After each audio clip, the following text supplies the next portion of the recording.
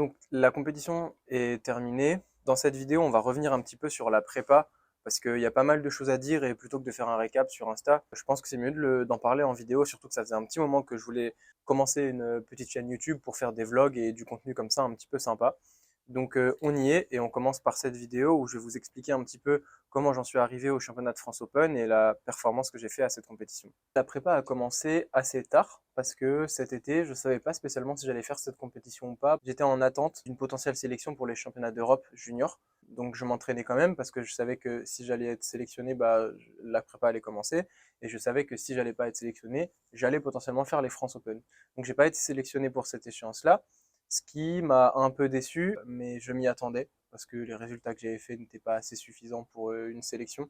Donc ça fait toujours un petit coup au moral, mais c'est la vie d'un athlète de haut niveau. Même si ça m'a mis un petit coup au mental, j'ai essayé de rester assez focus sur mes objectifs et ne pas trop dériver. Donc on a mis le cap sur les championnats de France Open parce que c'est une compétition très très cool. Donc du coup avec Kali, on va vous expliquer un petit peu ce qui s'est passé pour cette prépa. Et je savais que j'allais participer au championnat de France, j'étais dans une période où j'étais assez peu spécifique parce que après ma dernière compétition, le Salon Curling, j'avais besoin de donner à mon corps un petit peu de repos. Et donc du coup, c'est pour ça que j'ai fait quelques changements techniques. Par exemple, au squat, j'ai remonté ma barre dans le dos parce que j'avais des grosses douleurs au poignet qui me permettaient plus de squatter correctement ni de faire du bench correctement. Et au deadlift, pareil, on était un petit peu moins spécifique parce que les douleurs au dos commençaient à revenir. Et donc, c'est pour ça que j'avais baissé ma fréquence, je m'entraînais un petit peu moins. Et à partir du moment où on a su qu'on allait tirer pour les France Open, on a décidé d'être un petit peu plus spécifique, de réincorporer du low bar alors que j'en avais pas fait pendant quasiment un mois. Ça a été assez compliqué pour moi parce que techniquement j'étais complètement perdu, je savais vraiment plus quoi faire. Donc j'ai mis beaucoup de temps à reprendre une technique stable au squat. Il était même question à un moment de rester en mid-bar euh, pour mon compte, c'est-à-dire remonter ma barre dans le dos et squatter tout le temps comme ça. Mais j'étais ni à l'aise techniquement, ça me faisait mal au dos et je me sentais vraiment pas fort. Donc, vu que mon poignet allait mieux, on a décidé de redescendre un peu la barre dans le dos et c'est ce qui a fait que j'ai dû recommencer un peu à zéro, entre guillemets, sur mon squat. Après, pour le développé couché, ça s'est plutôt bien passé dans l'ensemble. La prépa a été assez fluide tout le temps. Techniquement, je me suis trouvé assez bien. J'ai réussi à construire une bonne dynamique tout le long des blocs, ce qui a amené à un bench assez concluant le jour de la compétition. Pour le soulevé de terre, pareil que pour le squat, on a réduit un peu la fréquence. Donc du coup, je suis passé de 3 squats à 2 squats par semaine, ce qui fait que, ayant moins de pratique, je me sentais un petit peu plus perdu sur le mouvement. J'avais une séance où j'avais beaucoup de volume, alors qu'avant j'avais pas énormément de volume, mais j'avais plus d'intensité. Ce qui a fait que techniquement, je me sentais un peu perdu, ça n'allait pas trop, mais ça restait quand même assez correct avec des bonnes séances, mais aussi des séances très mauvaises, ce qui ont fait une prépa un peu en dents de scie, et c'est compliqué de construire une dynamique comme ça quand techniquement on fait constamment des changements qui nous perdent par rapport à notre technique. Le mieux, c'est d'essayer d'être assez stable techniquement et de garder cette technique, même si elle n'est pas parfaite, si au moins elle est répétable, c'est ce qui fait que vous allez pouvoir construire une dynamique et savoir ce dont vous allez être capable le jour J. Les semaines s'étant déroulées, j'ai continué de m'entraîner correctement. Parfois ça allait plutôt bien, parfois ça allait vraiment pas bien et c'était assez compliqué moralement de garder entre guillemets espoir parce que j'ai toujours été très compétiteur et j'ai du mal à me faire à l'idée de ne pas performer à l'entraînement alors que c'est ok. Parfois de ne pas performer à l'entraînement, ça ne veut pas dire qu'on ne performera pas en compétition. Donc c'est pour ça qu'il y a eu des séances assez compliquées, qui étaient assez dures moralement, et ça a été une des causes principales du fait que la prépa n'a pas été bonne, et c'est empiré en fait au fur et à mesure où l'échéance avançait. Plus on arrivait proche de la compétition, plus on venait sur de l'intensité et des singles assez lourds, et c'est là où j'ai été confronté à pas mal d'échecs, de grosses difficultés, que ce soit technique au squat et au terre, ou alors juste sur l'état de forme et mon niveau de force de manière générale. Donc plus les semaines passaient et moins j'étais fort. C'est-à-dire que j'ai passé des singles à 250 kg à telle semaine et la semaine d'après, je l'ai raté parce que j'étais pas assez fort techniquement, c'était complètement n'importe quoi. Pareil, j'ai fait une séance où j'ai raté deux singles à 252 kg et là, c'était assez compliqué mentalement. En fait, j'arrivais plus à rester entre guillemets maître de moi-même. Je laissais mon ego mettre les charges alors que j'en étais pas capable et donc c'était vraiment compliqué de faire quelque chose qui allait me permettre de progresser et qui en plus de ça allait me permettre d'être serein dans ma pratique et surtout épanoui. Donc en fait, j'appréhendais les séances, j'en faisais trop et je n'arrivais pas à faire quelque chose de concluant. Pareil pour le soulevé de terre, j'ai raté un single à 2,60, j'ai raté des triplés à 2,40, qui sont des charges que je maîtrise normalement depuis très longtemps. Donc en fait, moralement, ça m'a tiré vers le bas et on est arrivé à un moment où j'avais plus du tout envie de faire la compétition. La question s'est même posée de est-ce que je vais tirer ou pas parce que je vais pas être capable de faire un gros total. Je me rappelle, j'avais un format prévu, en 3x2 à 225 kg. J'ai fait la première rep de la première série et en fait le single était RPE 9. Et là en fait c'était assez compliqué pour moi, c'est pour ça qu'on a revu les openers à la baisse lors de la compétition. J'ai dû gérer cette baisse de forme qui était monumentale, même si parfois je me sentais bien techniquement, je n'avais aucune force, j'arrivais pas à être fort en fait tout simplement, et parfois c'était aussi le cas pour des séances de bench et c'était aussi le cas pour des séances de terre. Donc en fait au plus je m'approchais de la compétition, au plus c'était totalement chaotique. À l'approche de l'échéance, j'ai fait quelques entretiens avec mon préparateur mental afin de mettre au point quelques stratégies parce que c'était vraiment de plus en plus compliqué. À force d'être tiré vers le bas comme ça, j'étais persuadé que ça allait mal se passer, alors qu'en fait ça peut bien se passer si on arrive à se remettre sur les rails avant la compétition, même si c'est 2 séances, 3 séances. Je finis ma prépa avec des charges vraiment légères, c'est-à-dire mon dernier single au squat c'était 235 kg. Je finis au bench aux alentours de 150, 155 kg.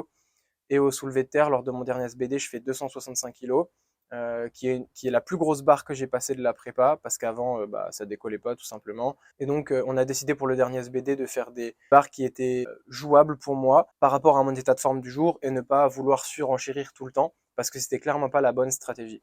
Et donc, c'est une stratégie qui a payé parce que lors de la compétition, j'ai fait un total à 670 kg, alors qu'à l'entraînement, mes meilleurs SBD tournaient aux alentours des 640 kg. Je finis la compétition en 4e position. Alors évidemment, c'est pas une place finale qui me réjouit, mais le but de cette compétition, c'était absolument pas de gagner, de faire un podium ou quoi, c'était de reprendre du plaisir à la compétition.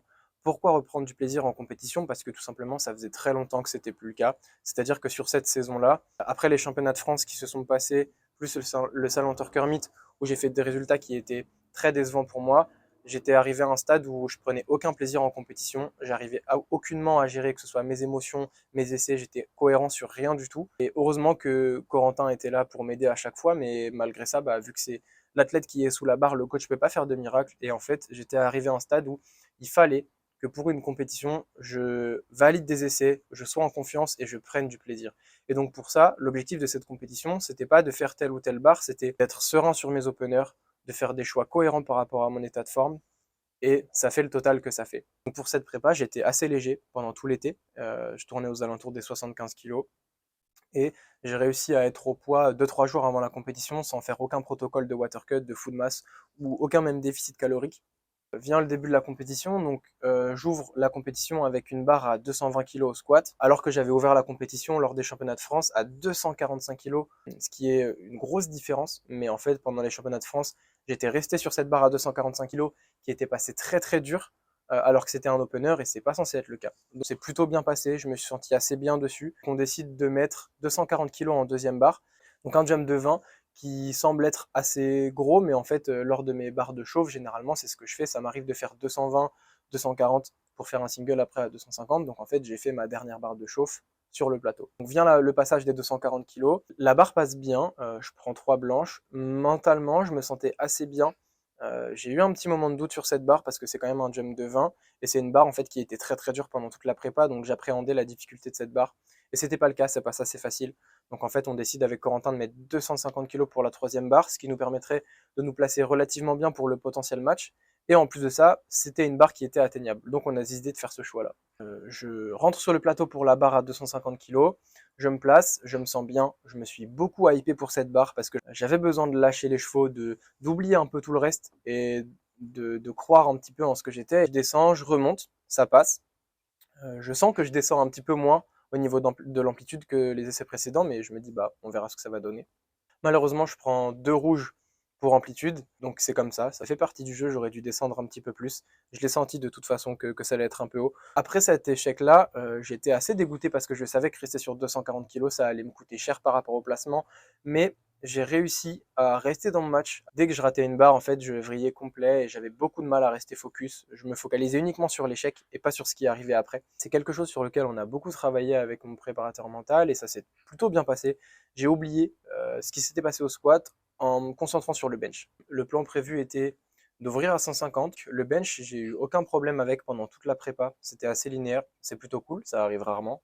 Mon opener à 150, ça se passe très très bien. Je prends un rouge pour mon coup de gauche pour l'amplitude, je crois. On décide avec Coco de mettre 155 pour la deuxième barre, qui passe très bien aussi. Pareil, toujours un rouge sur mon coude gauche. Et du coup, on décide d'assurer avec 160 kg pour la troisième barre, et donc 160 kg qui passe aussi bien. Toujours un rouge à gauche au niveau du coude. Je finis sur 160 kg, c'est assez cool parce que c'est à 2 kg de mon meilleur bench. Donc on arrive maintenant pour le deadlift. Arrivé à ce moment-là, j'avais pas mal de retard sur 3 concurrents. Donc on garde l'opener qui était prévu, donc 250 kg. C'est un opener qui est assez facile pour moi parce qu'encore une fois, j'avais besoin de me mettre en confiance. Et malgré ça, en fait, 250 kg pendant la prépa, c'était une barre plutôt dure. On décide de faire un jump de 20. On a mis 270 en 2 parce que c'était histoire de coller déjà un petit peu aux 3 premiers. Et en plus de ça, ça me permettait après de mettre une autre barre entre 280 et 292 parce que c'est ce qu'il fallait pour jouer un potentiel match, une première, deuxième ou troisième place. Donc 270 passe bien. Je suis assez content de la technique parce que j'étais plutôt stable et répétitif au niveau de ma hauteur de hanche. C'est quelque chose qui me pose beaucoup de problèmes lors de mon deadlift. Donc pareil, très bon mood, je me suis senti super bien à ce niveau-là. Donc à ce moment-là, je décide de dire à Corentin de faire ce qu'il veut pour le troisième terre parce que j'ai pas trop suivi ce qui se passait, je savais pas trop et je lui ai dit pas de regret si je rate ce genre de barre parce que c'est ce qui nous permet parfois de gagner des places tout simplement. Donc Coco a décidé de mettre 292 au début pour faire une potentielle deuxième place, je crois.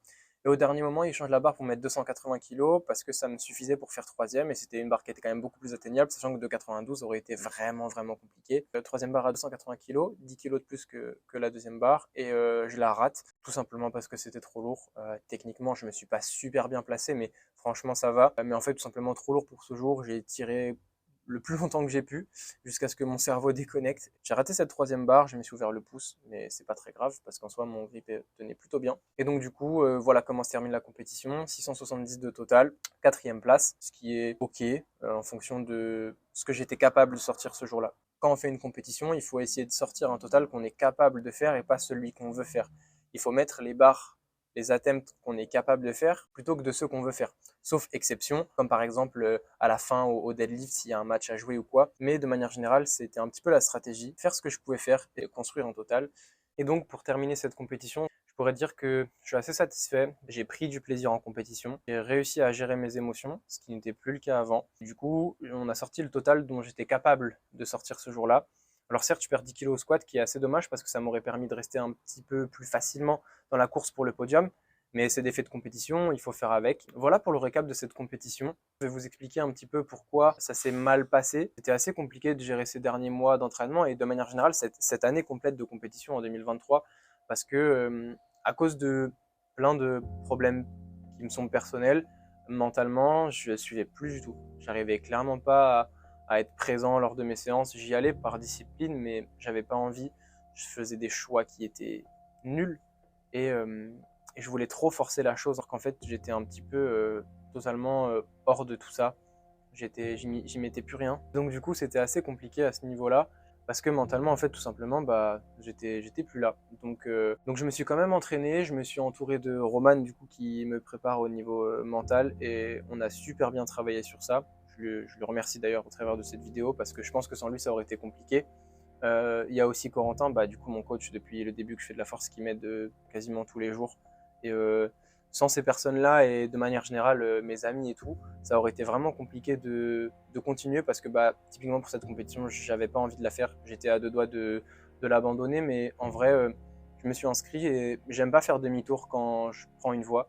Et donc pour ça, j'ai décidé de faire la compétition et de dire tant pis si je fais pas ce que les gens peuvent attendre que je fasse ou quoi. Mais du coup, avant, ça me mettait un peu la pression. Et donc voilà, pour terminer de manière globale, c'est quand même un très bon point, cette compétition. Et on verra ce que l'avenir nous réserve. Je vais continuer de m'entraîner et voir un petit peu ce qui est la suite pour moi. Mais en tout cas, c'est pas fini, c'est évident parce que je suis sûr et certain que j'ai encore de grandes choses à accomplir dans ce sport.